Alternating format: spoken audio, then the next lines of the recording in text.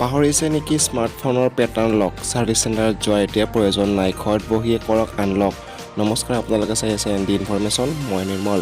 Smartphone ব্যৱহাৰকাৰীসকলে প্ৰায় সংখ্যকে নিজৰ ডেটা সুৰক্ষিত কৰিবলৈ ফোনটোত পেটাৰ্ণ লক অথবা পাছৱৰ্ড দিয়ে, যাৰ বাবে অন্য কোনেও সহজতে চাব নোৱাৰে স্মাৰ্টফোনটো। সমস্যা তেতিয়া হয় যেতিয়া পেটাৰ্ণ লক অথবা আপোনাৰ পাছৱৰ্ড পাহৰি যায়, যাৰ বাবে লকটো খুলিবলৈ ছাৰ্ভিচ চেণ্টাৰলৈ দৌৰিবলগীয়া হয়। এই সময়ছোৱাত কেৱল সময় খৰচ হোৱাৰ উপৰিও অযথা পইচা খৰচো হয়। যদি লক অথবা পাছৱৰ্ড পাহৰিছে, এতিয়াৰ পৰা চিন্তিত হোৱাৰ প্ৰয়োজন নাই।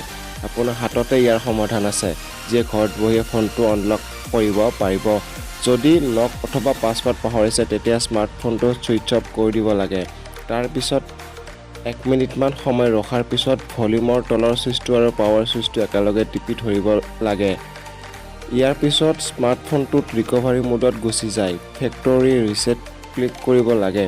ইয়াৰ পিছতে ফোনৰ সকলো ডেটা গুচি যায় আৰু স্মাৰ্টফোনটো আনলক হৈ যায়।